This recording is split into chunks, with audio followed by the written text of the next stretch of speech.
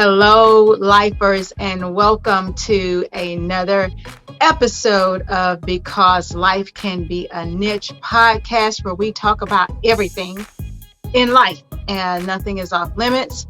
And we have a lot of fun doing it. For those of you who are riding with us and listening, thank you so much for listening and for subscribing or listening wherever you get your podcast. And for those of you watching us on the YouTube channel, Life Can Be a Niche, thank you so much for supporting. Please subscribe, share it with your friends, tell others about it. And of course, always get in the comments. Tell me what you want to talk about. Tell me what you're interested in hearing about. We talk about life, so there's nothing that we can't talk about or share, and this is the safe place to do it. So with all of that being said, come on in the living room. Let's get it started. I'm going to start you off like I always do. You know how to get at me on social media at Katie Bryant Writes. That's on Facebook, Instagram, and Twitter. And for those of you who are following the blog, thank you for following. Please continue to do so. And you can find my blog, Life Unfolding. That's kdbryantwrites.com. So with that being said, y'all know we always have a tea of the episode. Not this week. This week, on strictly water, no tea, no coffee, just water. So my tea, if I had some tea, I tell you what it would be. It would be a moringa tea.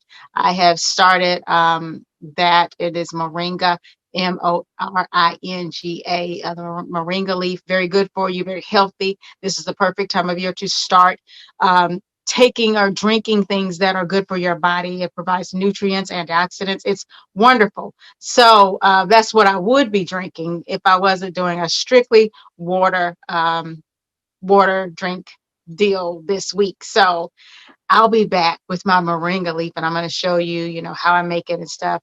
And I'm going to try to do it without any sugar. How about them apples? Because I told y'all my loose leaf tea, I really like to do it with German rock sugar or amber rock sugar, but I'm going to give that a try. But today, baby, it's not a teacup, but it's my cup because life can be a niche, and it is full of water. While we're here, just wanted to talk with all of you parents out there who may be once again in this boat of, do you send your kids back to school or not? Um, I we chose to keep the boys home for virtual learning the first semester. That's August really through December. And at the time, I think just like in March, we thought it would be more under control, that the virus would really not be, I guess, as many cases or as rampant as it is. And it still is. And so that put us in a position of having to decide, do we send them back in January?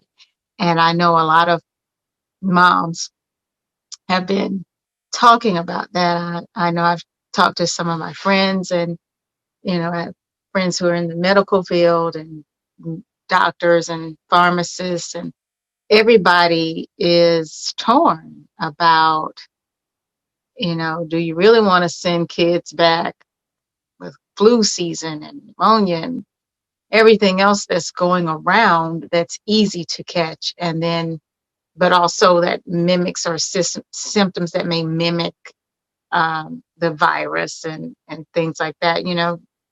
Catching a cold is very common in winter. So it is definitely something that I really don't know. I signed the form to allow them to return because I really do think they do better in a controlled, structured environment.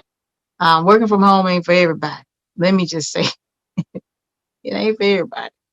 It took me some time to adjust to working from home. In the opposite way, I think with these kids, with me, when I first, maybe 6, 7 years ago, when I first started the working from home train, I was working all the time. I didn't know how to shut it off because I knew I was working from home, and there was this stigma in my head that, I needed to be on top of it all the time. I mean, I was more on top of it working from home than when I was in an office every day. I mean, writing emails. And every time I walked by my office, I would just go in and check emails real quick and actually reply instead of being able to say, hey, these are my work hours. I'm going to shut it off at this time. I have the kind of job where you never really shut it off. You're always still kind of checking your emails and responding, just because we work with people around the globe, and people work different hours. But even with that, I had to get some balance and get a schedule and get a regimen. And they say, hey, what I'm a person who falls down a rabbit's hole very easily. And I know this about myself. So if I start, with a load of clothes in the morning and say, okay, I'm going to wash this load of clothes and I'm going to go log on. That ain't me. That's not my ministry. I already know that I'm going to start the load of clothes. I'm going to look around their room or look around my room, and then I'm going to see something out of place. And then I'm going to say, oh, let me just dust real quick. And I'm going to dust. And while the clothes are, washing, I'm going to go downstairs and I'm going to wash the dishes, and I'm going to make myself, a cup of tea or whatever. And then I'm going to, or coffee, whatever I'm feeling at that point. And then I'm going to, roam around the house, and I will literally, it's like if you give a mouse a cookie, I literally will find, if I do this, then I have to do that. If I do this, then I have to do that. And the next thing you know, my whole day is, you know, I've spent 2 hours piddling, around. And I knew that about myself. So I had to learn very early and very quickly to manage my time wisely and to get a schedule and a regimen in place so that, hey, in the morning, after my workout's done, after I've had my shower, if I, get dressed, I'm at my desk. I'm sitting down and I am focused on work. I'm not taking a break to go throw a load of clothes in the washer because I know I'll fall down a rabbit's hole. And so I'm telling these kids, I'm like, look, I'm experienced in this thing. I'm trying to tell you I'm trying to let you live. I'm trying to tell you how this thing can go so we can all be comfortable with the outcome. But no, they walk around without hall passes. You wouldn't get, if you're in school, you wouldn't be walking around, roaming up and down my halls. Well, where are you going? Your class, just because you're in flex time or you have a break, I mean, you wouldn't get up in that schoolhouse and walk around like that. You'd sit right there. So that in itself, I knew, I said, oh, this, mm-mm. They need to be in the schoolhouse. But you balance that with, it's a scary time.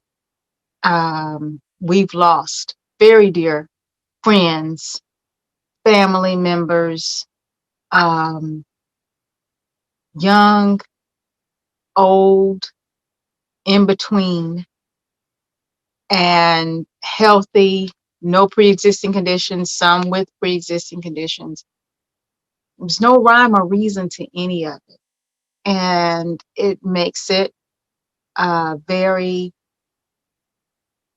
difficult place to be in because you're really now, and for me, I'm really like, I don't want this school year to go. I want them to get back in check. I want them to get back in line with being in school in a structured place, and have the attention of their teachers, and that they have that one-on-one. It's different at home. I mean, and rightfully so. It is definitely a different experience if you are at home than if you're in the classroom, and the teachers are, trying to balance both because they have some there and they have some who are home like mine, and that's hard. Um, that's very hard to do sometimes.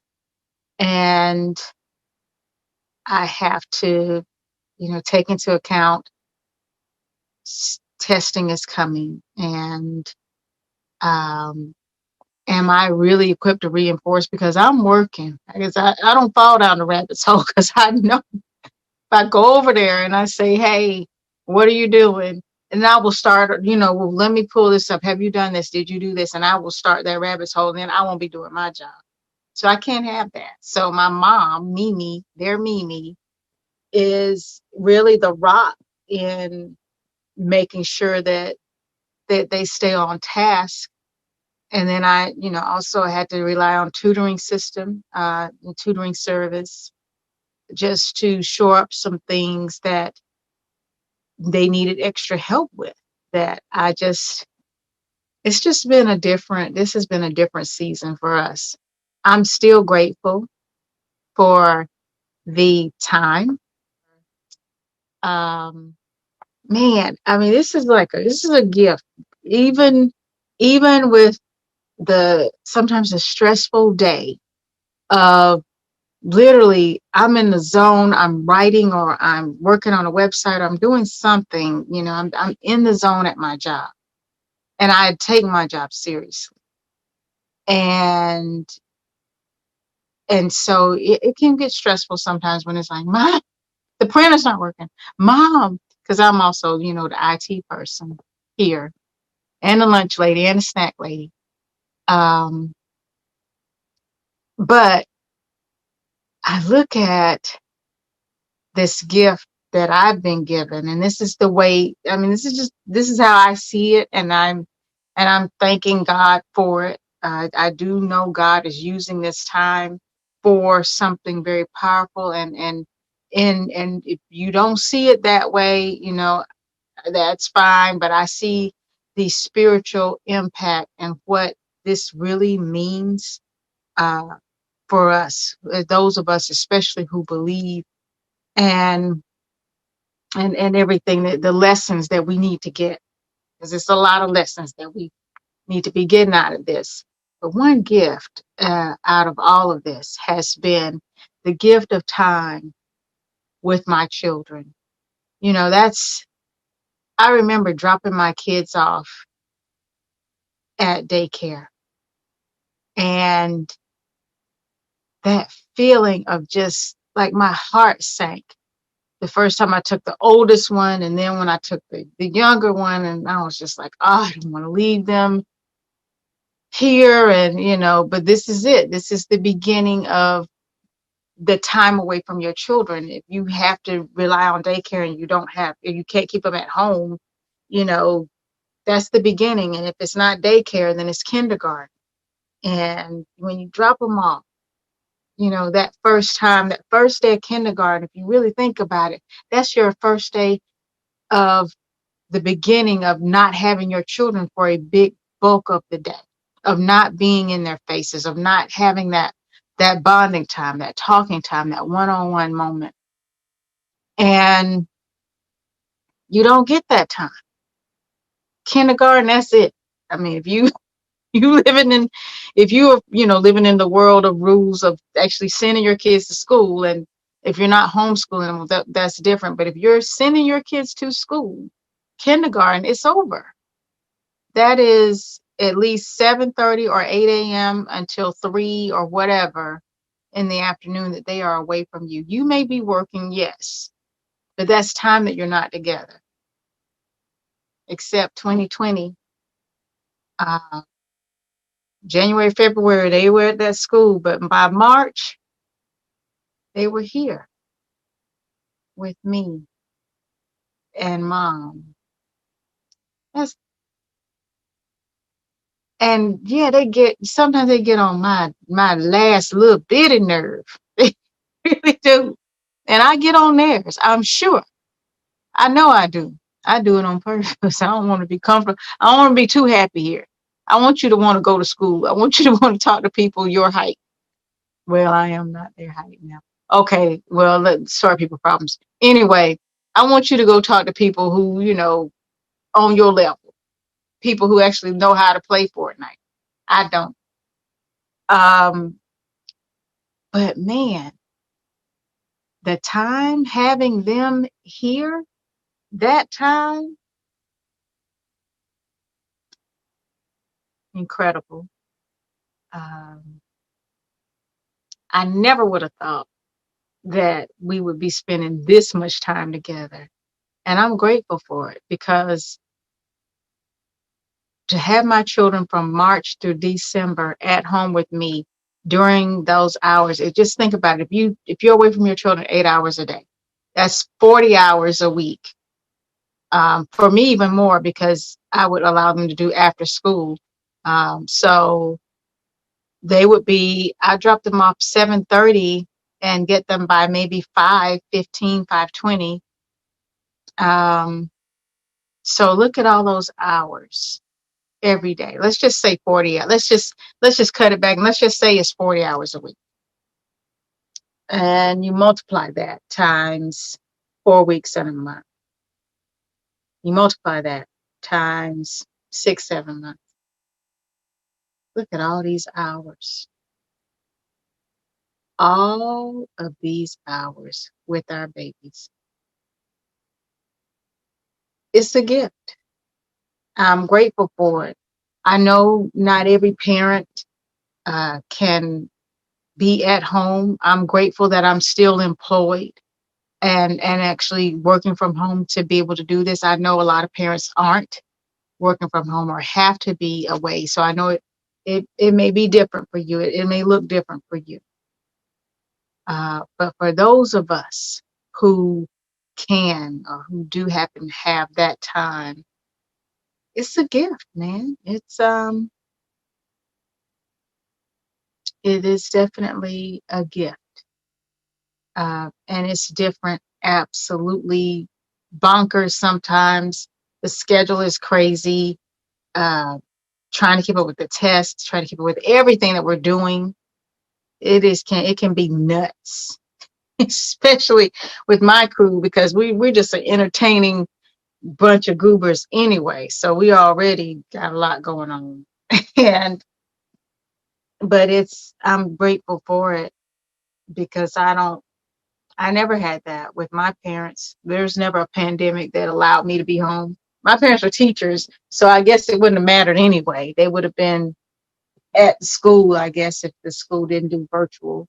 But that's just time. It's just extra time.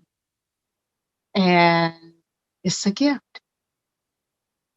And, and the lessons in this are so valuable. There's so many incredible things happening. And people doing things. I know I talk about this all the time. I know I've said it several times on several podcasts. The businesses that have been started, the uh, books that are being written, the degrees that are being pursued. People are doing some incredible things in the midst of all of the pain and the hurt that we're going through. And I don't take that lightly. Um, the loss, the hurt, loss of jobs, businesses closing. I don't take that lightly at all. I'm praying that we get out of this. I'm praying that we get the lessons so that we can recover as a community, as humans, as humanity, that we can recover. Um, so don't get me wrong that it's just all la la land and roses because it's not. but but it is if there is something that you can see that's happened that probably would not have happened had it not been for the pandemic, or that the doors may have not opened that way if it had not been for this. That's a lot of amazing things.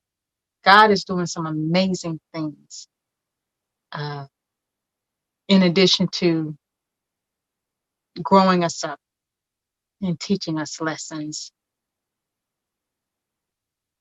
And one of the amazing things that happened to happen for us in my home is having these kiddos here, middle schoolers, and I get them. I get them back. I got them back for, basically the majority of 2020. I got them back. And that's a gift, man. It really is. They're tweens, almost, the oldest is a teenager, just became a teenager. And the other one is right there. And this never would have happened had it not been for a pandemic. I would not have had this many hours trying to do it in my head, but I don't want y'all to know how bad I am at math. Let's see, 40, 16, 1,600. Okay, so let's just say 1,600 hours a month. And let's say 16 times August, September, October, December. And let's say 9 months. So 16 times 9. Ooh, it hurt to have to do that. Let me think. That's like, y'all know I had to write it down. Had to do. I was like, I tried to ask Alexa what 1,600 times 9 was. She's unplugged. She need to be unplugged though. She's a mess. Didn't have to answer my questions anyway. But 14,400 is what I think I've come up with. 14,400 hours. That's a lot of hours. Ooh, that's a lot. Let me check that again. 40 hours times 5 days a week. I knew I'd done it wrong. That's 200. 200 times 4. That's 800. 800 a month. So 7,200. Okay. That sounds more right. 7,200 hours. I don't even know how I got 40. Where did 40 hours? Y'all, I was all crazy. I was talking about 40 hours. That I'd be killing these 40 hours times 4. That I meant 40 times 5. Yeah, which is 200. I don't know how I got off. I don't help with math, by the way. Okay, so basically about, what did I say, 800 hours a month. And 800 hours in 4 weeks. And then I don't know. That's a lot. It's a lot of hours with kids. Let's put it that way. I have gotten completely confused. Way off. I've gotten completely way off. But I was trying to say, I'm going to do this thing right. Okay, I think that's right. It is 7,200 hours. I feel like, I don't know, so that's 35,007. 35,000. Anyway, that's from a movie, The Mac. Anyway, I digress. But that's a lot of hours. That is a lot of time. That's a gift. So whatever you're going through right now, and wherever you are, I pray that you, first of all, are in a position of recovery if you've lost, a position of healing, and a position of receiving the great, the big next, because this is a valley, and we never stay in the valley long. We have been here longer because we have not gotten it, gotten our lesson, gotten ourselves together. But I pray that you come out of this place better, stronger, hopeful, um, It's so cliche to say, well, trouble doesn't last always. Trouble can feel like always. Trouble can sit with you for a minute. Um, and we've gotten into a lot of trouble on so many levels this year. But I hope that you see the brighter. I hope you see the better that is possible, and that's for you and your family, your health, your security, your financial security.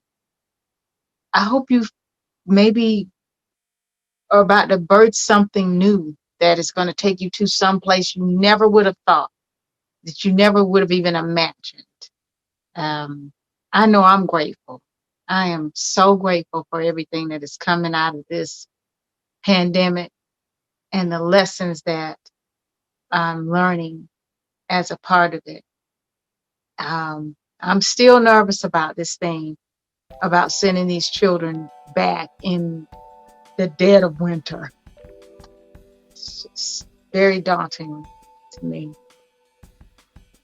But I'm prayerful and I'm hopeful that brighter is coming and better is on the way, and that they can get back in a structured system outside of me and me.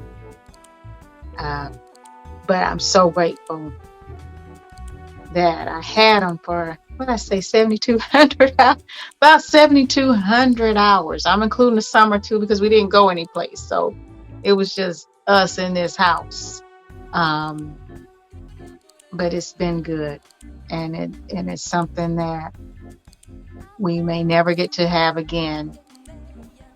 And I'm grateful for that. That's all. I thank you all for riding with us, hanging out in the living room, rolling with us. I appreciate you. As always, get in the comments. What are you doing? Share how you feel. If you have kiddos or nieces, nephews, godkids, whatever, going back, or maybe they've been there the entire time. Just share your thoughts and your advice as well. And, be good to yourselves, be good to each other. And as always, I will see you when I see you.